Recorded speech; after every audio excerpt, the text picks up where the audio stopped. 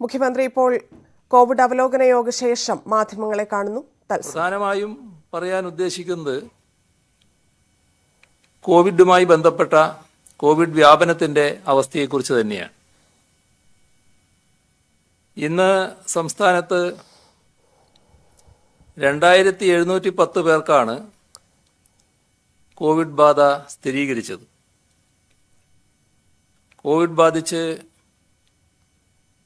19 പേരാണ് സംസ്ഥാനത്ത് മരണമടഞ്ഞത്. 70,925 പേർ നിലവിൽ ചികിത്സയിലുണ്ട്. 2,347 പേർക്ക് സമ്പർക്കം മൂലമാണ് ഇന്ന് രോഗബാധയുണ്ടായത്.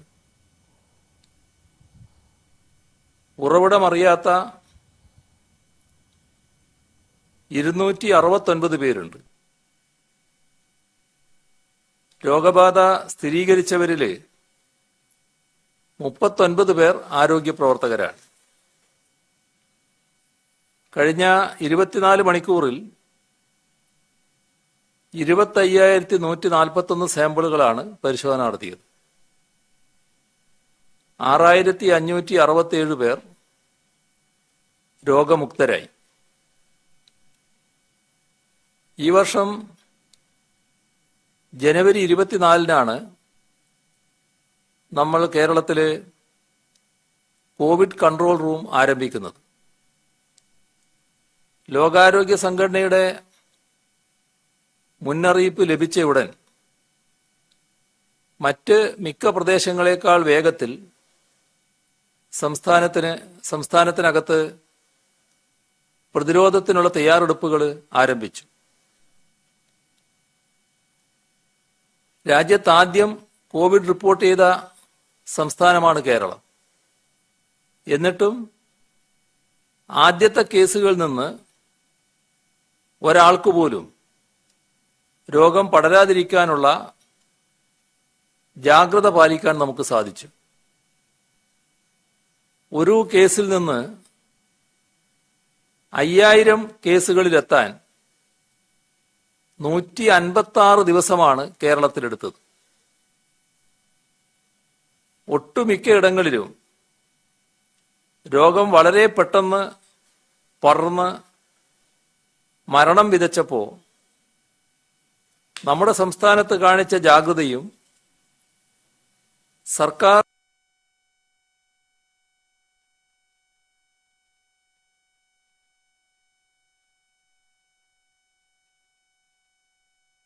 സംസ്ഥാനത്ത് നിന്ന് 2,710 പേർക്കാണ് രോഗം സ്ഥിരീകരിച്ചത്. അതുകൊണ്ടുണ്ടായ ഗുണം പിന്നീട് രോഗവ്യാപനം ഉച്ചസ്ഥായിയിലെത്തിയപ്പോഴും മരണസംഖ്യ മറ്റു പ്രദേശങ്ങളെക്കാൾ കുറച്ചു നിർത്താൻ നമുക്ക് സാധിച്ചു. സംസ്ഥാനത്ത് പുതുതായി കോവിഡ് ബാധിക്കുന്നവരുടെ എണ്ണം കുറഞ്ഞു വരുന്നുണ്ട്. ദിനംപ്രതി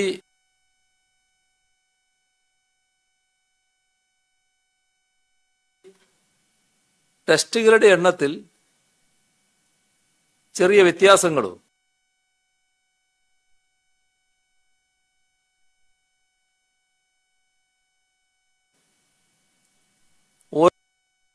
ഓരോ ദിവസവും ഓരോ ജില്ലയിൽ പോസിറ്റീവ് ആകുന്നവരുടെ എണ്ണത്തിൽ ഏറ്റക്കുറച്ചിലുകളും ഉണ്ടാകുന്നുണ്ട്.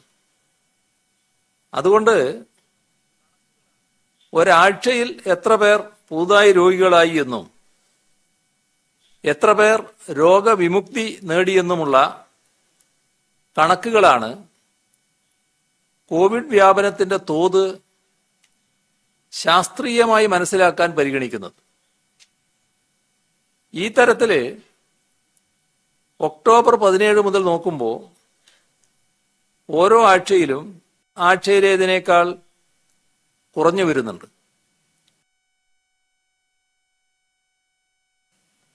ഈ പ്രവണത തുടർന്നുകൊണ്ടിരിക്കുന്നതായാണ് ഇപ്പോൾ മനസ്സിലാക്കുന്നത്. സംസ്ഥാനത്ത് ഏറ്റവും കൂടുതൽ രോഗികൾ ചികിത്സയിലുണ്ടായ ദിവസം ഒക്ടോബർ 24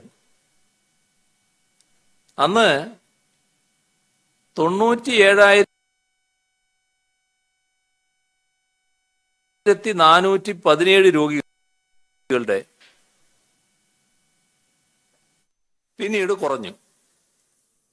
ഇപ്പോൾ ഏതാണ്ട് 75,000 ആളുകൾ ഒരു ദിവസം ചികിത്സയിൽ കഴിയുന്ന രീതിയിൽ രോഗികളുടെ എണ്ണം കുറഞ്ഞിരിക്കുന്നു. ഓരോ ദിവസവും രോഗികളാകുന്നവരുടെ എണ്ണം രോഗവിമുക്തി നേടുന്നവരുടെ എണ്ണത്തേക്കാൾ കുറവാണ്. കോവിഡ് ആശുപത്രികളിൽ പ്രവേശിക്കുന്ന ഗുരുതര രോഗാവസ്ഥയുള്ളവരുടെ എണ്ണത്തിലും ഗണ്യമായ കുറവുണ്ട്. രോഗികളുടെ എണ്ണം കുറയുന്നത് ആശ്വാസകരമാണ്. എന്നാൽ ജനങ്ങൾ ഇതേവരെ പാലിച്ചു വന്ന ജാഗ്രതയില് ഇത് കാരണം ഒരു വിട്ടുവീഴ്ചയും ഉണ്ടാവരുത്. മാസ്കുകൾ ഉപയോഗിക്കുന്നതില്, കൈകൾ ശുചിയാക്കുന്നതില്, ശാരീരിക അകലം പാലിക്കുന്നതില് അതൊക്കെ കൃത്യമായി പാലിച്ചു പോകണം. ഒരു വീഴ്ചയും ഉണ്ടാകാൻ പാടില്ല. വീഴ്ച സംഭവിച്ചാൽ രോഗവ്യാപനം വീണ്ടും ഉയരുന്ന സാഹചര്യമാണ് ഉണ്ടാവുക. ലോകത്തിന്റെ പല ഭാഗത്തുമുള്ള അനുഭവങ്ങൾ കാണിക്കുന്നത് കോവിഡിന് രണ്ടാമതും മൂന്നാമതും തരംഗങ്ങൾ ഉണ്ടാകാമെന്നാണ്. പ്രത്യേകത, ആദ്യത്തെ തരംഗത്തേക്കാൾ കൂടുതൽ രൂക്ഷമായ വ്യാപനം രണ്ടാമത്തെ തരംഗത്തിലുണ്ടാകാം. അമേരിക്ക ഇതേവരെ ഉണ്ടായതിൽ വെച്ച് ഏറ്റവും അധികം രോഗബാധിതരുണ്ടാകുന്ന അവസ്ഥയിലേക്ക് നീങ്ങിക്കൊണ്ടിരിക്കുന്നു എന്നാണ് വാർത്ത. മിക്ക യൂറോപ്യൻ രാജ്യങ്ങളിലും രോഗം കുതിച്ചു കയറുന്ന പ്രവണത കാണിക്കുകയാണ്. ഇതിലേക്ക് നീങ്ങിക്കൊണ്ടിരിക്കുന്നു എന്നാണ് വാർത്ത. മിക്ക യൂറോപ്യൻ രാജ്യങ്ങളിലും രോഗം കുതിച്ചു കയറുന്ന പ്രവണത കാണിക്കുകയാണ്. ഇപ്പോൾ രോഗവ്യാപനം തടയേണ്ടതില്ല എന്ന ആശയത്തിന്റെ ഭാഗമായി നമ്മുടെ നാട്ടിൽ സ്വീഡൻ മോഡലുണ്ട്. ആ സ്വീഡൻ മോഡലും പരാജയപ്പെടുന്ന കാഴ്ചയാണ് കാണുന്നത്. അവിടെയും അടുത്ത തരംഗം ശക്തമായിരിക്കുകയാണ്. രോഗവ്യാപനം തടയുന്നതിന് നമ്മുടെ സംസ്ഥാനം സ്വീകരിച്ച നടപടികളെ ഈ സംഭവവികാസങ്ങളെല്ലാം ശരിവെക്കുകയാണ്. അതുകൊണ്ട് തന്നെ ഇതുവരെ നമ്മൾ കാണിച്ചു വന്ന കരുതലും ജാഗ്രതയും ശക്തമായി തുടരേണ്ടതാണ്. പ്രത്യേകിച്ചും തെരഞ്ഞെടുപ്പ് അടുത്തു വരുന്ന സാഹചര്യത്തിൽ. തെരഞ്ഞെടുപ്പിനെ തുടർന്ന് അമേരിക്കയിലും മറ്റും രോഗവ്യാപനം വർദ്ധിച്ചു എന്നത് ശ്രദ്ധിക്കേണ്ട കാര്യമാണ്. തദ്ദേശ സ്വയംഭരണ സ്ഥാപനങ്ങളിലേക്കുള്ള തെരഞ്ഞെടുപ്പ് പ്രചാരണം ആരംഭിച്ച ഈ ഘട്ടത്തിൽ രാഷ്ട്രീയ പാർട്ടി പ്രവർത്തകരും ഉദ്യോഗസ്ഥരും ജനങ്ങളാകെയും ഈ കാര്യത്തിൽ ശ്രദ്ധയുള്ളവരാകണം. ശാരീരിക അകലം പാലിക്കുക, മാസ്ക് ധരിക്കുക, ഇത്തരം കാര്യങ്ങളെല്ലാം കൃത്യമായി പാലിച്ചുകൊണ്ട് വേണം തെരഞ്ഞെടുപ്പ് പ്രചരണം നടത്തുന്നത്. ഇപ്പൊ സ്ഥാനാർത്ഥികള് കൈപിടിക്കല്, കെട്ടിപ്പിടിക്കല്, ഇത്തരം കാര്യങ്ങളൊക്കെ പൂർണ്ണമായും ഒഴിവാക്കണം. പ്രായാധിക്യമുള്ളവരുടെ കാര്യത്തിൽ പ്രത്യേക കരുതൽ കാണിക്കണം. നിരവധി വീടുകൾ സന്ദർശിക്കുന്നത് കാരണം പ്രചരണ പ്രവർത്തനങ്ങൾക്ക് പോകുന്നവര് എല്ലാ പ്രതിരോധ മാനദണ്ഡങ്ങളും പാലിക്കുമെന്ന് ഉറപ്പുവരുത്തണം. ഇപ്പോൾ തെരഞ്ഞെടുപ്പുമായി ബന്ധപ്പെട്ട് പ്രത്യേക മാനദണ്ഡങ്ങൾ തെരഞ്ഞെടുപ്പ് കമ്മീഷൻ ഇറക്കിയിട്ടുണ്ട്. അതിൽ ഏറ്റവും പ്രധാനപ്പെട്ടതാണ് ആളുകൾ കൂടിച്ചേർന്ന് വല്ലാതെ തമ്മിൽ ഇടകലർന്ന് കാര്യങ്ങൾ നീക്കുന്നത്. ഇത് ജാഥ, റോഡ് ഷോ മുതലായ കാര്യങ്ങളിൽ സംഭവിച്ചേക്കാം. അപ്പൊ അത്തരം കാര്യങ്ങൾ ഒഴിവാക്കുക തന്നെ വേണം. ഇപ്പോ വിദ്യാഹ്ലാദഘട്ടം, അതിലും ആളുകൾ ആവേശപൂർവം ശാരീരിക അകലം പാലിക്കാതെ അടുത്ത് പെരുമാറുന്ന രീതി വരും. അത്തരത്തിലുള്ള എല്ലാ കൂട്ടായ്മകളും ഈ തെരഞ്ഞെടുപ്പിന്റെ ആദ്യം തൊട്ട് അന്ത്യം വരെ, അതായത് ആദ്യത്തെ പ്രചരണ നാൾ തൊട്ട് വിദ്യാഹ്ലാദ ഘട്ടം വരെ നമുക്ക് പൂർണ്ണമായും ഒഴിവാക്കാൻ കഴിയണം. എന്നാൽ യോഗം ചേരുന്നതിന് തമ്മിൽ അധികം ഇടകലർന്ന് അങ്ങനെ നിൽക്കേണ്ട കാര്യമില്ല. കൃത്യമായി മാനദണ്ഡം പാലിച്ച് മാറി മാറി ഇരുന്നും നിന്നും യോഗത്തിൽ പങ്കെടുക്കാൻ പറ്റും. നിശ്ചിത എണ്ണം, ഒരു യോഗത്തിൽ പങ്കെടുക്കാവുന്നവരുടെ നിശ്ചിത എണ്ണം പ്രഖ്യാപിക്കുന്നുണ്ട്. അത് പാലിക്കണം. അതേസമയം കൃത്യമായി ശാരീരിക അകലം പാലിച്ച് ഇരിക്കുകയോ നിൽക്കുകയോ ഏതാണോ അവിടെ പ്രായോഗികം അത് ചെയ്താൽ ആ യോഗം, ഏത് യോഗമായാലും കൃത്യമായി നടത്തിക്കൊണ്ടുപോകാൻ സാധിക്കും. അപ്പൊ അതായിരിക്കണം നാം സ്വീകരിക്കുന്ന രീതി. മറ്റു കാര്യങ്ങൾ ശാരീരികമായി കൂടിച്ചേരുന്ന, ഇടകലരുന്ന, തമ്മിൽ ബന്ധപ്പെടുന്ന, ശരീരങ്ങൾ തമ്മിൽ ബന്ധപ്പെട്ട് അടുത്ത് പെരുമാറുന്ന ആ രീതി പൂർണ്ണമായി ഈ തെരഞ്ഞെടുപ്പിൽ പ്രചരണ രംഗത്ത് നമുക്ക് ഒഴിവാക്കാൻ കഴിയണം. ഇപ്പോൾ തെരഞ്ഞെടുപ്പ് കമ്മീഷൻ നൽകിയ നിർദ്ദേശങ്ങളുണ്ട്, ഇനി നൽകാനിടയുള്ള നിർദ്ദേശങ്ങളുമുണ്ട്. അവയെല്ലാം കൃത്യമായി പാലിച്ചുകൊണ്ടാവണം തെരഞ്ഞെടുപ്പ് പ്രവർത്തനം നടക്കുന്നത്. തെരഞ്ഞെടുപ്പ് പ്രചാരണത്തിന്റെ ഭാഗമായി കോവിഡുമായി ബന്ധപ്പെട്ട ജാഗ്രതാ സന്ദേശങ്ങൾ കൂടി ഉൾപ്പെടുത്തുന്നത് നല്ലതായിരിക്കും. ഓരോ സ്ഥാനാർത്ഥിയും അത്തരം കാര്യങ്ങൾക്ക് കൂടി മുൻതൂക്കം കൊടുത്താൽ കോവിഡ് മാനദണ്ഡങ്ങൾ എന്തൊക്കെയാണ് പാലിക്കേണ്ടത് എന്ന് എല്ലാവർക്കും ബോധ്യമാവും. അത് പ്രചരിപ്പിക്കുമ്പോൾ സ്വാഭാവികമായും അത് പാലിക്കുന്നതിന് പ്രചരിപ്പിക്കുന്നവർ നല്ല മുൻകൈ എടുക്കുകയും ചെയ്യും. ഇനിയൊരു ഇടവേളയാണ്. ഭക്തിസാന്ദ്രം ശബരിമല സന്നിധാനം ദീപാരാധനയ്ക്ക് 6:30 തത്സമയം ന്യൂസ് 18 കാണാം. മനസ്സിലാക്കേണ്ടതായിട്ടുണ്ട്. ഈ വസ്തുതകളെല്ലാം കണക്കിലെടുത്തുകൊണ്ട് വേണം നാം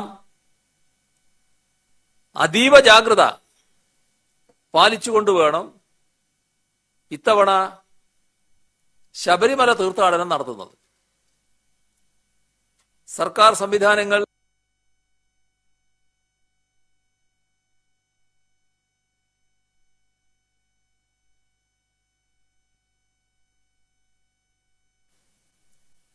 തൊട്ടുതൊട്ടിരിക്കുക, അടഞ്ഞ സ്ഥലങ്ങളിരിക്കുക, ഇവയൊക്കെ കോവിഡ് വ്യാപനത്തിന് കാരണമാകുന്ന പ്രധാന 3 ഘടകങ്ങളാണ്. ഈ 3 സാഹചര്യങ്ങൾ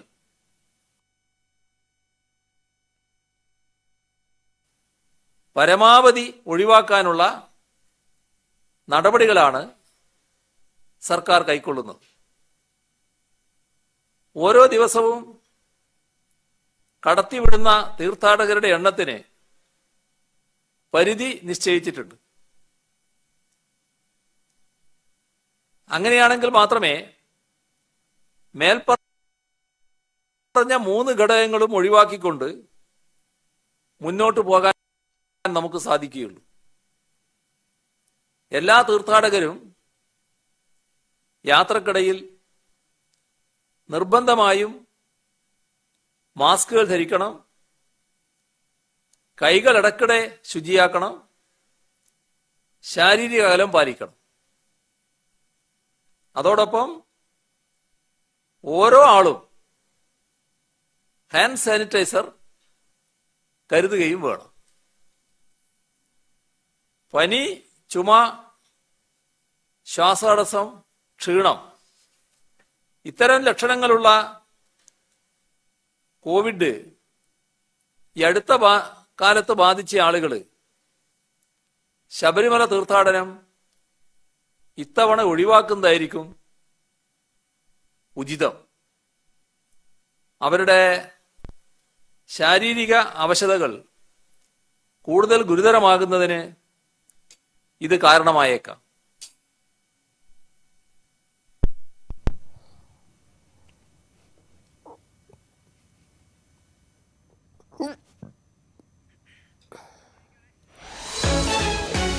ഇനിയൊരു ഇടവേള. ഭക്തിസാന്ദ്രം ശബരിമല സന്നിധാനം ദീപാരാധന 6:30 തത്സമയം കാണാം ന്യൂസ് 18. ങ്ങൾക്കൊപ്പം ഇന്നൊരു പ്രത്യേക വിഷയം കൂട്ടിച്ചേർക്കേണ്ട. പ്രതിരോധത്തിൽ കേരളം സ്വീകരിച്ച നടപടികളെ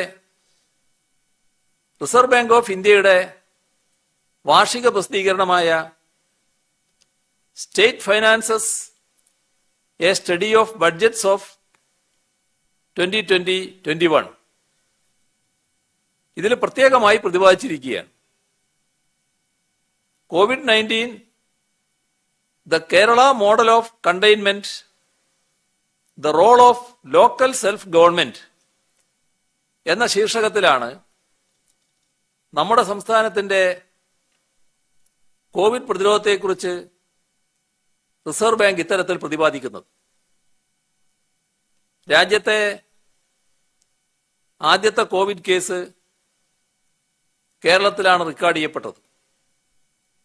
പ്രവാസികളുടെ വലിയ സംഖ്യ കേരളത്തിൽ നിന്ന് ഉള്ളവരായതിനാലും കേരളമൊരു അന്താരാഷ്ട്ര ടൂറിസ്റ്റ് കേന്ദ്രമായതിനാലും സംസ്ഥാനം ഹോട്ട്സ്പോട്ടായി മാറുമെന്ന് ആശങ്കയുണ്ടായിരുന്നു. എന്നാൽ വിജയകരമായി ആദ്യത്തെ ഘട്ടത്തിൽ COVID-19 പ്രതിരോധം കേരളത്തിൽ നടന്നു. രണ്ടാമത്തെ ഘട്ടം ഉണ്ടായത് കേസുകളുടെ എണ്ണം കൂടിയപ്പോഴും കേരളത്തിലെ മരണനിരക്ക് 0.3%. അഖിലേന്ത്യാ ശരാശരി 1.5%. കോവിഡ് ഫസ്റ്റ് ലൈൻ ട്രീറ്റ്മെന്റ് സെന്ററുകൾ സംസ്ഥാനത്തുടനീളം സ്ഥാപിക്കുകയും കോൺട്രാക്ട്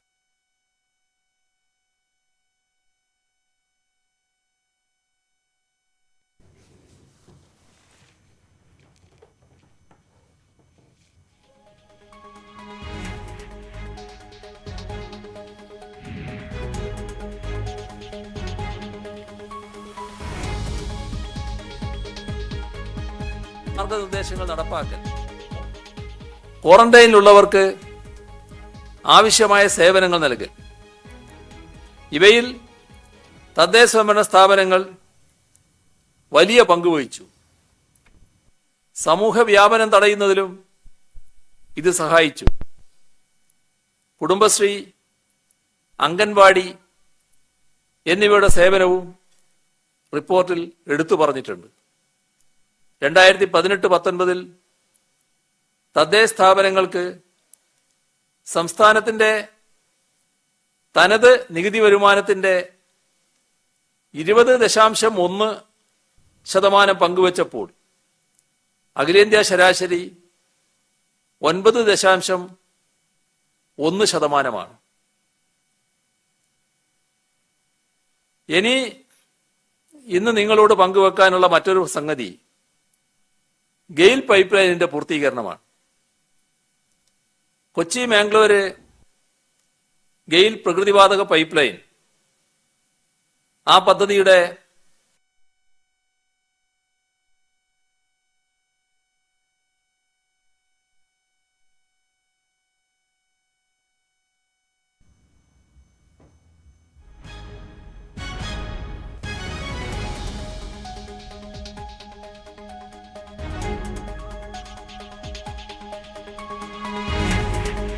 കിലോമീറ്റർ ദൂരത്തിൽ പൈപ്പ് ലൈൻ ശനിയാഴ്ച രാത്രി സ്ഥാപിച്ചു.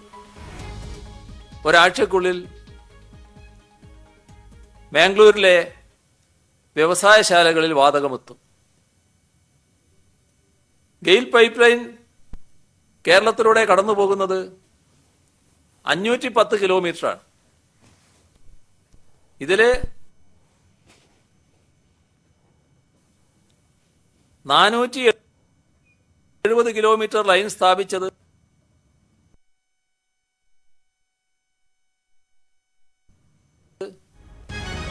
ഈ സർക്കാരിന്റെ കാലത്താണ്. UDF പൂർത്തിയാക്കിയത് 40 കിലോമീറ്റർ മാത്രമായിരുന്നു. പദ്ധതിക്ക് ഏകജാലക അനുമതി നൽകിയത് VS അച്യുതാനന്ദൻ മുഖ്യമന്ത്രിയായിരിക്കുകയാണ്. കൊച്ചിയിലെ വ്യവസായശാലകൾക്ക് പ്രകൃതിവാതകം കൊടുക്കുന്ന പറ്റിന് താങ്ങാനാവാത്ത തരത്തിലുള്ള വികസന പദ്ധതികൾ ഏറ്റെടുക്കണമെങ്കിൽ പുതിയ ധനസ്രോതസ് വേണം. അപ്പൊ ഞങ്ങൾ കണക്കാക്കിയത് 50,000 കോടി രൂപയുടെ വികസന പദ്ധതികളെങ്കിലും ഈ തരത്തിൽ നടപ്പാക്കാനാവണമെന്നാണ്. എന്നാൽ 50 ഇപ്പോഴത് 55,000 കോടിയിലധികം രൂപയുടെ പദ്ധതികൾക്ക് അനുമതി നൽകിയെന്ന അവസ്ഥയിലേക്ക് എത്തിക്കഴിഞ്ഞിരിക്കുന്നു. പല പദ്ധതികളും പൂർത്തിയാക്കാനും കഴിഞ്ഞിരിക്കുന്നു. അതിനിടയിലാണ് ഈ കിഫ്ബിയെ തകർക്കാനുള്ള നീക്കമായിട്ട് വരുന്നത്. ഇവിടെ നമ്മൾ ശ്രദ്ധിക്കേണ്ട ഒരു കാര്യം, കിഫ്ബി വന്നപ്പോൾ തന്നെ ഈ രീതിയിൽ രംഗപ്രവേശം ചെയ്തപ്പോൾ അതിനെ പരിഹസിച്ചവരുണ്ട്. നമുക്കെല്ലാവർക്കും അറിയാലോ അത്. പക്ഷെ അത് യാഥാർത്ഥ്യമായി. അപ്പോൾ തകർക്കാനുള്ള നീക്കവുമായി ആരെങ്കിലും വന്നാൽ അതിന് നിന്നു കൊടുക്കാൻ നമുക്ക് കഴിയില്ല. കാരണം ഇത് നമ്മുടെ നാടിന്റെ ആവശ്യങ്ങൾ പൂർത്തീകരിക്കാനുള്ളതാണ്. അതിനാണ് കിഫ്ബിയിലൂടെ ശ്രമിക്കുന്നത്. അതിന് തുരങ്കം വെക്കാൻ എന്തിനാണ് ശ്രമിക്കുന്നത്? ഇപ്പോ നമ്മുടെ കുട്ടികൾ അന്താരാഷ്ട്ര നിലവാരമുള്ള സ്കൂളുകളിൽ പഠിക്കുന്നത് ആ കുടുംബങ്ങളിലെല്ലാം ഉണ്ടാക്കുന്ന സന്തോഷമില്ലേ? ഇപ്പൊ എല്ലാ പ്രദേശത്തും കാണാൻ കഴിയുന്നതല്ലേ സ്കൂളുകളുടെ നിലവാരം? അത് നാട്ടിനാകെ ഉണ്ടാകുന്ന മാറ്റമല്ലേ? നമ്മുടെ നാട്ടിലെ സ്കൂൾ എന്താണ് മെച്ചപ്പെടാത്തത് എന്ന് ചിന്തിച്ച പലരും ഉണ്ടായിരുന്നില്ലേ? അപ്പോ അന്താരാഷ്ട്ര നിലവാരത്തിലേക്ക് ഒരു സ്കൂളുകൾ വരുമ്പോ നമ്മുടെ വിദ്യാഭ്യാസ സ്ഥാപനങ്ങൾ ആകെ അങ്ങനെ മാറുമ്പോ അതാരെയാണ് അസ്വസ്ഥപ്പെടുത്തുക? എല്ലാവരും അതിൽ സന്തോഷിക്കുകയല്ലേ ചെയ്യുക? നാട് പൊതുവിൽ സന്തോഷിക്കുകയാണല്ലോ ചെയ്യുന്നത്. നാട് സന്തോഷിക്കുകയാണ്, നാട് അതിനോടൊപ്പമാണ്. ഇപ്പോ കോവിഡ് നമുക്ക് നല്ല രീതിയിൽ തടുത്തു നിർത്താൻ കഴിഞ്ഞു. ജനങ്ങളുടെ പങ്ക് അതിൽ പ്രധാനമാണ്. പക്ഷേ ആരോഗ്യരംഗത്തിന്റെ പങ്കില്ലേ? ആരോഗ്യരംഗത്തിന്റെ പങ്ക് എന്ന് പറയുമ്പോൾ ആരോഗ്യ സ്ഥാപനങ്ങളുടെ ശേഷിയുടെ കാര്യമില്ലേ? നമ്മുടെ പ്രൈമറി ഹെൽത്ത് സെന്ററുകള് കുടുംബാരോഗ്യ കേന്ദ്രങ്ങളായപ്പോൾ വന്ന മാറ്റമില്ലേ? താലൂക്ക് ആശുപത്രികൾ മുതൽ മെഡിക്കൽ കോളേജ് ആശുപത്രി വരെയുള്ള ആശുപത്രികളിൽ വന്ന സൗകര്യങ്ങളില്ലേ? ജില്ലാ ആശുപത്രികളും ജനറൽ ആശുപത്രികളും മെഡിക്കൽ കോളേജ് ആശുപത്രികളുമൊക്കെ എത്ര വലിയ സൂപ്പർ സ്പെഷ്യാലിറ്റി സൗകര്യങ്ങളോടെയാണ് ഒരുങ്ങിയിരിക്കുന്നത്. ഇനിയും അവിടങ്ങളിൽ ഒട്ടേറെ സൗകര്യങ്ങൾ വന്നുകൊണ്ടിരിക്കുകയല്ലേ. ഇതിനെയൊക്കെ എല്ലാവരും അംഗീകരിക്കല്ലേ ചെയ്യുക, നാട് അംഗീകരിക്കല്ലേ ചെയ്യുക, ഈ മാറ്റം നാട് ഉൾക്കൊള്ളുകയല്ലേ ചെയ്യുക. ആരെങ്കിലും അതിനെ തള്ളിപ്പറയൂ? ഇതല്ലേ നമ്മൾ കാണേണ്ടത്. ഇതാരെയാ അസ്വസ്ഥമാക്കുന്നത്?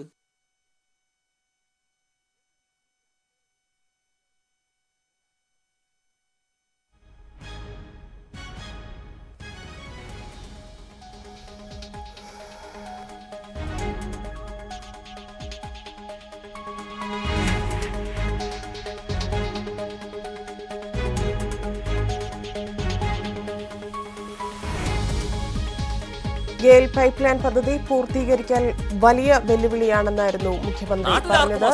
ജനുവരിയിൽ കമ്മീഷൻ ചെയ്യാമെന്നും മുഖ്യമന്ത്രി പറഞ്ഞിരിക്കുന്നു. അതിനുശേഷമുള്ള പക്ഷെ നാടും നാട്ടുകാരും ഇതിന്റെ കൂടി എല്ലാം നിൽക്കുകയാണ് എന്നതാണ് വസ്തുത. നമ്മുടെ നാടിന്റെ പശ്ചാത്തല സൗകര്യം വർദ്ധിച്ചാൽ അത് നാട്ടിനുണ്ടാക്കുന്ന മാറ്റം എത്ര വലുതായിരിക്കും. ഒരാള് ഒരു സ്ഥലത്ത് ഇറങ്ങി, കുറച്ച് അകലെയാണ് സ്ഥാപനമെന്ന് വിചാരിക്കുക. ആ സ്ഥാപനത്തിലെത്തണം, സഞ്ചരിച്ച് റോഡിലൂടെ യാത്ര ചെയ്യണം. ഇപ്പോ എറണാകുളം തിരുവനന്തപുരം യാത്ര ചെയ്യുന്ന ധാരാളം ആളുകളുണ്ടല്ലോ. എറണാകുളം കോഴിക്കോട് യാത്ര ചെയ്യുന്ന ധാരാളം ആളുകളുണ്ടല്ലോ. കോഴിക്കോട് കണ്ണൂര് യാത്ര ചെയ്യുന്ന ധാരാളം ആളുകളുണ്ടല്ലോ. ഈ ഓരോ സെക്ടറും എടുത്ത് നിങ്ങൾ പരിശോധിച്ച് നോക്ക്. എത്ര മണിക്കൂറുകളാണ് ദുർവ്യയപ്പെട്ടു പോകുന്നത്. ഇപ്പൊ നമ്മുടെ റോഡുകളുടെ സൗകര്യം വർദ്ധിച്ചാൽ എത്ര സമയമാണ് ലാഭം. ആ റോഡുകളുടെ വികസനം യാഥാർത്ഥ്യമാക്കുന്നത്, നമ്മുടെ ഗ്രാമീണ റോഡുകളുടെ അടക്കം വികസനം യാഥാർത്ഥ്യമാക്കുന്നത്, PWD റോഡുകൾ മാത്രമല്ല, ഗ്രാമീണ റോഡുകൾ അടക്കം വരുന്നത് കിഫ്ബിയുടെ പണം ഉപയോഗിച്ചല്ലേ അതെല്ലാം ചെയ്യുന്നത്. നാട്ടുകാർക്കാകെ സന്തോഷമല്ലേ അത്. നമ്മുടെ ഭാവി തലമുറക്ക് സന്തോഷം പകരുന്ന കാര്യമല്ലേ അത്. നാടിന്റെ വികസനം ഉറപ്പാക്കുന്ന കാര്യമല്ലേ അത്. അതിന് ആരെങ്കിലും അസ്വസ്ഥമാകുമോ? നാട് അസ്വസ്ഥമാകില്ല, നാട്ടുകാരും ജനങ്ങളും അസ്വസ്ഥമാകില്ല. ചില വികലമായ മനസ്സുകൾ ചിലപ്പോ അസ്വസ്ഥമായി എന്ന് വരും. ഇപ്പോ നമ്മളെ ഈ കാലം, നമ്മളിപ്പോ സംസാരിക്കുന്നത് ഇങ്ങനെയാണല്ലോ, ഇതാണല്ലോ കാലം. ഇന്റർനെറ്റിന്റെ മഹാസാധ്യതകൾ ഉപയോഗിക്കുന്ന ഒരു കാലാണല്ലോ. അപ്പൊ അങ്ങനെ ഒരു കാലത്ത് പാവപ്പെട്ടവർക്ക് ഇന്റർനെറ്റ് സൗജന്യ നിരക്കിൽ ലഭിക്കുക എന്ന് പറയുന്നത് എല്ലാവരും സന്തോഷിക്കുന്ന കാര്യമല്ലേ. എല്ലായിടവും ഇന്റർനെറ്റ്, എല്ലാ വീടുകളിലും ഇന്റർനെറ്റ്. ഇന്റർനെറ്റ് ഓരോ ആളുടെയും അവകാശമായി മാറുന്നു. ഇന്നത്തെ കാലത്ത് ആളുകളുടെ ആവശ്യമല്ലേ അത്. അതിന് പാരപണിയണമെന്ന് ആരെങ്കിലും ചിന്തിക്കുകയോ? ചിന്തിക്കുന്ന ചിലരുണ്ടാവും, അത് പ്രത്യേക താല്പര്യക്കാരാണ്. പക്ഷെ നമ്മുടെ നാട്ടിലെ ജനങ്ങൾ ചിന്തിക്കുകയോ? ജനങ്ങൾ അതിനോടൊപ്പമല്ലേ. ജനങ്ങൾ അതിനെ നല്ല രീതിയിൽ കൈയും നീട്ടി സ്വീകരിക്കല്ലേ. ഇതല്ലേ വസ്തുത. ഇപ്പോ ഒരു ഭാഗത്തു കൂടി മലയോര ഹൈവേ പോകുന്നു, വേറൊരു ഭാഗത്തു കൂടി തീരദേശ ഹൈവേ പോകുന്നു. ഇതൊക്കെ നാട്ടിലുണ്ടാക്കുന്ന മാറ്റമില്ലേ. നാട്ടുകാർ ആഗ്രഹിക്കുന്ന കാര്യമല്ലേ ഇതൊക്കെ. ഇത്തരം കാര്യങ്ങൾ വേണമെന്നുള്ളത്. ഏതാ പണം? നമുക്ക് പണത്തിന് ക്ഷാമമുണ്ട്. ഈ പണമാണല്ലോ സ്രോതസ്സായി നമ്മൾ കണ്ടത്. കിഫ്ബിയുടെ സ്രോതസ്സാണല്ലോ നമ്മൾ ഉപയോഗിച്ചത്. അതിന്റെ ഭാഗമായാണല്ലോ ആ പണം ഉപയോഗിച്ചുകൊണ്ട് ഇതെല്ലാം നടപ്പാക്കുന്നത്. ഇപ്പോ കേരളത്തിലാകെ നിരവധി കുടിവെള്ള പദ്ധതികൾ നമ്മുടെ സംസ്ഥാനത്ത് നല്ല രീതിയിൽ കുടിവെള്ള പദ്ധതികൾ നടപ്പാക്കുകയാണ്. എല്ലാവരിലേക്കും കുടിവെള്ളം എത്തിക്കലാണ് നാം ലക്ഷ്യമിടുന്നത്. നല്ല പങ്കല്ലേ കിഫ്ബി വഹിക്കുന്നത്? അതിനാർക്കെങ്കിലും എതിർപ്പുണ്ടാകുമോ? ഇവിടെ ഒട്ടേറെ വ്യവസായ പാർക്കുകൾ വരുന്നു. വ്യവസായ പാർക്കുകളിലൂടെ വ്യവസായ രംഗത്ത് വരുന്ന ചൈതന്യം, പുതിയ പുതിയ പദ്ധതികൾ എത്ര കണ്ട്. നാടിന്റെ മാറ്റമല്ലേ ഇതൊക്കെ കുറിക്കുന്നത്. ഇതിന്റെ കൂടെയാണ് വൻകിട പദ്ധതികൾ. ആ വൻകിട പദ്ധതികൾക്കും കിഫ്ബിയുടെ ധനസ്രോതസ് തന്നെയാണ് നാം ഉപയോഗിക്കുന്നത്. ഇതൊക്കെ നാട് ആഗ്രഹിച്ച കാര്യങ്ങളല്ലേ. ഇതെല്ലാം ഇല്ലാത്തതായിരുന്നല്ലോ ഒരു കുറവായിട്ട് നമ്മുടെ നാടും നാട്ടുകാരും കണ്ടിരുന്നത്. അതിനുള്ള നടപടികൾ സർക്കാർ സ്വീകരിക്കുമ്പോൾ നാട്ടുകാരതിനെതിരാണോ? ജനങ്ങളെതിരല്ല, നാടെതിരല്ല. നമ്മുടെ നാടിന്റെ നാളത്തെ ആവശ്യങ്ങൾ കണ്ടറിഞ്ഞുകൊണ്ടുള്ള ഇടപെടലാണ് ഇത് എന്നാണ് ഇതിനെക്കുറിച്ച് പൊതുവെ ആളുകൾ കാണുന്നത്. ഇത്തരം കാര്യങ്ങൾ നടപ്പാക്കുന്നതില്, കിഫ്ബിയെ ഉപയോഗിക്കുന്നതില് എന്ത് തെറ്റാണുള്ളത്? ഇത്തരം വികസന പദ്ധതികൾ വേണ്ടെന്നാണോ ഇതിനെതിരെ രംഗത്ത് വരുന്നവര് പറയുന്നത്? ഇവിടെ വ്യക്തമാക്കിയല്ലോ കാര്യങ്ങൾ. ഒരു സംഘപരിവാർ നേതാവ് ബഹുമാനപ്പെട്ട ഹൈക്കോടതിയിൽ ഹർജി നൽകുന്നു. അതിനെ കോൺഗ്രസിന്റെ KPCCയുടെ ആണോ അവരെ നാടിനോട് പറയുന്നത്? എന്നാൽ ഒരു കാര്യം പറഞ്ഞാൽ മതി, പ്രതിപക്ഷ നേതാവ് അടക്കമുണ്ടല്ലോ ഈ കൂട്ടത്തിൽ. കിഫ്ബിയുടേതായ പദ്ധതികൾ ഒറ്റയൊന്നും ഞങ്ങളുടേതായ മണ്ഡലത്തിൽ വേണ്ട എന്നൊരു നിലപാടെടുക്കാൻ പറ്റുമോ? സർക്കാർ ഇക്കാര്യത്തിൽ കണ്ട സമീപനം എന്താ? നാടിന്റെ ആവശ്യമാണ്. അവിടെ ആര് പ്രതിനിധീകരിക്കുന്നുള്ളതല്ല. ഇപ്പോൾ സ്കൂള്, ആശുപത്രി, റോഡ്, മറ്റ് വികസന പദ്ധതികൾ, ഇതൊക്കെ അവിടുത്തെ MLA ആര് എന്ന് നോക്കിയല്ല, നാടിന്റെ ആവശ്യമാണ് എന്ന് കണ്ടറിഞ്ഞുകൊണ്ടാണ് ആ പദ്ധതികൾ സാർവത്രികമാക്കിയിട്ടുള്ളത്. എന്റെ നാട്ടിൽ ഇതൊന്നും വേണ്ട എന്നിവർക്ക് ആർക്കെങ്കിലും പറയാൻ പറ്റുമോ? അങ്ങനെ ഒരു നിലപാടെടുക്കാൻ കഴിയുമോ? അപ്പൊ നമ്മൾ കാണേണ്ടത് ഇവര് കേവലമായ വികസന വിരുദ്ധർ എന്ന നിലക്ക് മാത്രം വിശേഷിപ്പിച്ചാൽ പോരാ. നമ്മുടെ നാട് ഏതെങ്കിലും തരത്തിൽ നന്നാകുന്നത് അതിൽ വല്ലാതെ വെപ്രാളം കാണിക്കുകയാണ്, അതിൽ അസ്വസ്ഥരാവുകയാണ്. അതുണ്ടാകാതിരിക്കുക, അതെങ്ങനെയെങ്കിലും തകർക്കുക. ഇങ്ങനെയൊരു വല്ലാത്തൊരു അസ്വസ്ഥത, അത്യന്തം ഹീനമായ ഒരു മനസ്സ് ഇത്തരം ചുരുക്കം ചില ആളുകളിൽ ഉണ്ടാവുകയാണ്. ഞങ്ങള് കാണിച്ചത് ഇവിടെ നാട് നൽകിയ വാഗ്ദാനമുണ്ട്, അത് വികസനം കൃത്യമായി നടപ്പാക്കുമെന്നുള്ളത് തന്നെയാണ്. അതിനുവേണ്ടി തന്നെയാണ് ഇത് കൊണ്ടുവന്നത്.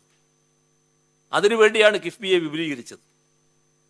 അതിന് സുതാര്യമായ മാർഗങ്ങളിലൂടെ നടപടികൾ സ്വീകരിക്കുകയാണ്. അതിനകത്ത് ഏതെങ്കിലും തരത്തിലുള്ള ഒരു തെറ്റും ആർക്കും ചൂണ്ടിക്കാണിക്കാൻ കഴിയുന്നതുമല്ല. അതുകൊണ്ടാണ് നേരത്തെയെല്ലാം ഇത്തരം പരാതികൾ ഉന്നയിക്കാൻ ശ്രമിച്ചെങ്കിലും പിൻവലിച്ചു പോകേണ്ടി വന്നിട്ടുമുള്ളത്. അതാണ് കിഫ്ബിയുമായി ബന്ധപ്പെട്ട് എനിക്ക് ചൂണ്ടിക്കാണിക്കാനുള്ള കാര്യം. ആരെങ്കിലും ഒരാൾ പറഞ്ഞാൽ നല്ലതായിരിക്കും, എല്ലാവരും കൂടി ഒന്നിച്ചു പറഞ്ഞാൽ.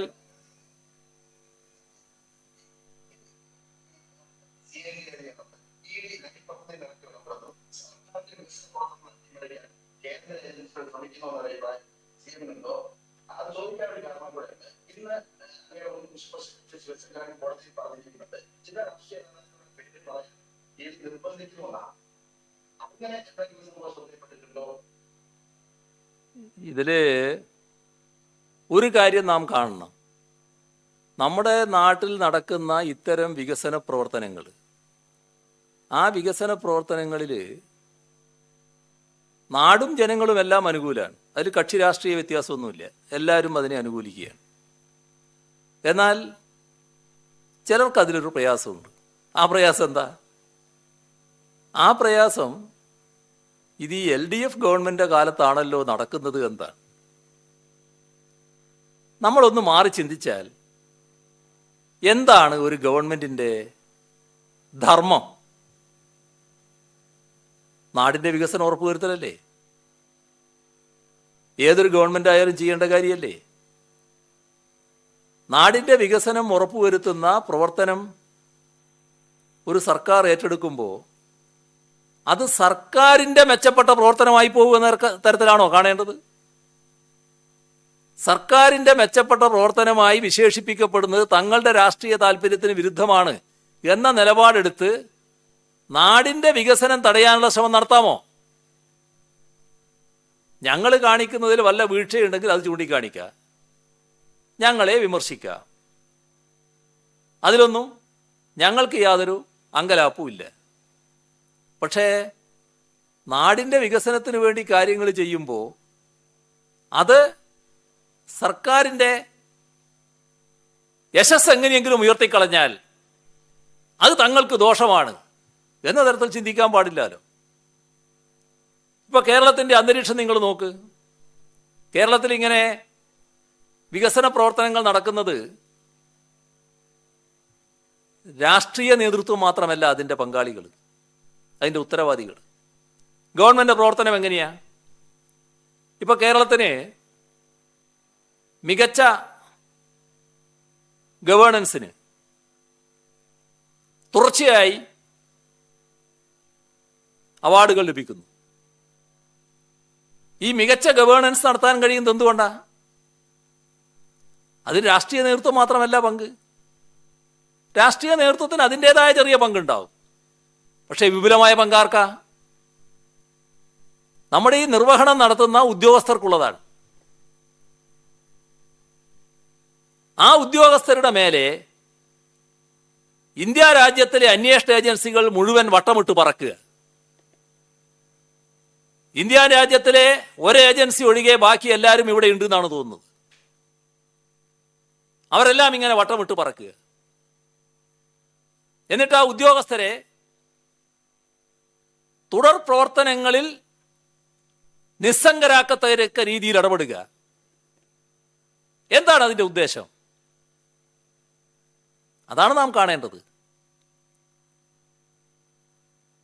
അവരുടെ മുന്നിൽ വന്ന ഏതെങ്കിലും കാര്യങ്ങൾ വെച്ചുകൊണ്ടല്ല ചെയ്യുന്നത്.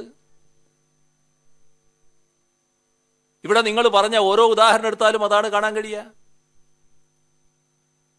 ഇപ്പൊ ലൈഫ് പദ്ധതി കൊണ്ട് നാട്ടിൽ ഗുണം കിട്ടുന്നത് ആർക്കാ? പാവപ്പെട്ട,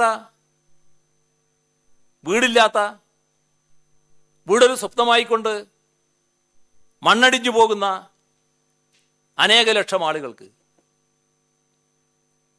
ഇപ്പോഴും അതിന്റെ പ്രവർത്തനം കൃത്യമായി നടന്നുകൊണ്ടിരിക്കുകയാണ്. എന്തിനാണ് അതിന്റെ മേക്കിട്ട് കയറാൻ വരുന്നത്? അതിന്റെ ചുമതലക്കാരനെ ഒന്നിനു പുറകെ വിളിച്ചുകൊണ്ടിരിക്കുന്നത് എന്തിനാണ്? എന്ത് കാര്യത്തിനാണ് ചോദ്യം ചെയ്യുന്നത്? എന്താണ് അതിൻ്റെയൊക്കെ ഉദ്ദേശം? അതിന്റെ പുറകെ വരുന്നു കെ ഫോണിനെ പറ്റി അറിയണം. എന്താണ് കെ ഫോൺ? നാട്ടിലെ യുവാക്കൾ താല്പര്യപൂർവ്വം കാത്തിരിക്കുകയാണത് യാഥാർത്ഥ്യമാകാൻ. നാടിന്റെ യുവതയുടെ പ്രതീക്ഷയാണത്. കേരളമാകെ സകല വീടുകളിലും സകല സ്ഥാപനങ്ങളിലും ഇന്റർനെറ്റ് കണക്ഷൻ ഒരുക്കി കൊടുക്കുന്നു. ചിലർക്കത് പ്രയാസം ഉണ്ടാക്കും. ആ പ്രയാസം ഉണ്ടാകുന്ന ചിലരുണ്ടാകും. ചില നിക്ഷിപ്ത താല്പര്യക്കാരുണ്ടാകും. ആ നിക്ഷിപ്ത താല്പര്യം എങ്ങനെ നമ്മുടെ രാജ്യത്തിലെ ഒരു അന്വേഷണ ഏജൻസിക്ക് വരും? അതല്ലേ പ്രശ്നം. എന്തു വകയാണ് അവര് അതിലിടപെടാൻ പോകുന്നത്? എന്താണ് അവർക്കുള്ള സംശയം? ഈ പറയുന്ന കിഫ്ബിയുടെ ധനമാണ് അതിനുപയോഗിക്കുന്നത്. അതുമായി ബന്ധപ്പെട്ട് നമ്മുടെ രാജ്യത്തെ നവരത്ന കമ്പനികളിൽ ഒന്നായ BHEL ആണ്, ബെല്ലാണ് അത് നടപ്പാക്കുന്നത്. എവിടെയാണ് അവർക്ക് സംശയം? കിഫ്ബി നടപ്പാക്കുന്ന നിർവഹണ ഏജൻസികളെ കുറിച്ചല്ല, കിഫ്ബി എന്നതിനോടാണ്. അല്ലെങ്കിൽ കിഫ്ബി അല്ല, ഞാൻ പറയുമ്പോൾ മാറിപ്പോയി, കെഫോൺ എന്നതിനോടാണ് വിയോജിപ്പ്. നിങ്ങളെന്തിന് കെഫോണിന് പോകണം? അതിന് വേറെ ആളില്ലേ ഇവിടെ? ആ താല്പര്യം കൊണ്ട് അവിടെ ഇരുന്നാ മതി, ഇങ്ങോട്ട് വരണ്ട. അത് മനസ്സിലായിക്കൊള്ളണം. നിങ്ങളെന്തിന് അത്തരമൊരു കാര്യം നടത്തുന്നു? ആ കാര്യം നടത്താൻ ഒരുപാട് സ്വകാര്യ ഏജൻസികളും കുത്തകളും നമ്മുടെ രാജ്യത്തുണ്ടല്ലോ, അവർ ചെയ്തോളുമല്ലോ എന്നാണ് പരോക്ഷമായി ഞങ്ങളോട് പറയുന്നത്. അതിനതേ നാണയത്തിൽ പറയാണ്, അത് മനസ്സിൽ വെച്ചാൽ മതി. ഒരു കുത്തകയുടെയും വക്കാലത്തെടുത്തുകൊണ്ട് ഇങ്ങോട്ട് വരണ്ട. ഞങ്ങൾക്ക് അതിലൊന്നും അശേഷം സംശയവുമില്ല, ആശങ്കയുമില്ല. എന്തിനാണ് നിങ്ങളുടെ പുറപ്പാട്? കെഫോൺ മാത്രമല്ലല്ലോ ഇപ്പോൾ പറയുന്നത്, പിന്നെയും കുറെ കാര്യങ്ങൾ പറയുന്നുണ്ടല്ലോ. എന്തെല്ലാം വിവരങ്ങളാണ് നിങ്ങൾക്ക് വേണ്ടത്? എല്ലാറ്റിനെക്കുറിച്ചും ഞാനിപ്പോ വിശദമായിട്ട് പോകുന്നില്ല. ഈ ടോറൻസ്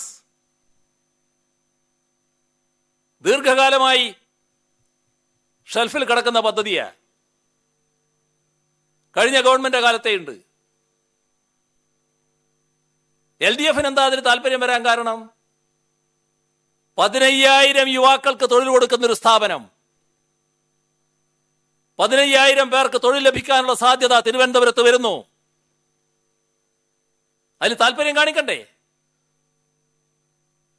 ഈ നാടിനു വേണ്ടി നിലകൊള്ളുന്ന ഒരു സർക്കാരാകുമ്പോ അതിൽ താല്പര്യം കാണിക്കില്ലേ?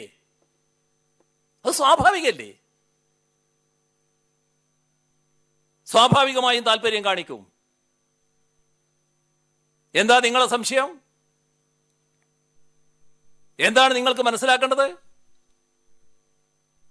ഏതാണ് നിങ്ങൾക്ക് തടയേണ്ടത്? ഏതാനും വികല മനസ്സുകളുടെ താല്പര്യത്തിനനുസരിച്ച് തുള്ളിക്കളിക്കുന്നവരായി അന്വേഷണ ഏജൻസികൾ മാറാൻ പാടില്ല. അത് തന്നെയാണ് വ്യക്തമാക്കാനുള്ളത്. ഞങ്ങൾക്ക് ഈ നാട് ഏൽപ്പിച്ചു തന്ന ഉത്തരവാദിത്വമുണ്ട്. ആ ഉത്തരവാദിത്വം 2016 കേരളം എന്തായിരുന്നോ അവിടുന്ന് പുറകോട്ട് കൊണ്ടുപോവുക എന്നുള്ളതല്ല, അവിടുന്ന് മുന്നോട്ട് കൊണ്ടുപോവുക എന്താണ്? ആ ഉത്തരവാദിത്വമാണ് ഞങ്ങൾ നിറവേറ്റുന്നത്. ആ ഉത്തരവാദിത്വം നിറവേറ്റുന്നതിനോട് രാഷ്ട്രീയമായ വിയോജിപ്പുള്ളവരുണ്ടാകാം. ആ രാഷ്ട്രീയമായ വിയോജിപ്പുള്ളവരുടെ ആ അല്പമനസ്സുകളുടെ കൂടെയല്ല അന്വേഷണ ഏജൻസികൾ നിൽക്കേണ്ടത്. അത് തിരിച്ചറിയാൻ അവർക്ക് സാധിക്കണം. ഞങ്ങളുടേതായ ഉത്തരവാദിത്വം, ഈ നാടേൽപ്പിച്ച ഉത്തരവാദിത്വം, ജനങ്ങളേൽപ്പിച്ച ഉത്തരവാദിത്വം, അത് കൃത്യമായി തന്നെ നിറവേറ്റും, ഇനിയും നിറവേറ്റും എന്നുള്ളത് തന്നെയാണ് പറയാനുള്ളത്. പിന്നെ ശിവശങ്കർ എന്ത് പറഞ്ഞു, എന്താണ് അദ്ദേഹത്തിന്റെ മൊഴി എന്ന കാര്യമൊന്നും എനിക്ക് പറയാൻ കഴിയുന്ന കാര്യമല്ല. അത് അതിൻ്റെ വിശദാംശങ്ങൾ മനസ്സിലാക്കിയതിന് ശേഷം മാത്രമേ പറയാൻ കഴിയൂ. എങ്കിലും മാധ്യമങ്ങൾ റിപ്പോർട്ട് ചെയ്തതായിട്ട് കാണുന്നത് രാഷ്ട്രീയ നേതാക്കളെക്കുറിച്ച് പറയാൻ വേണ്ടി നിർബന്ധിച്ചു എന്നൊക്കെയാണ്.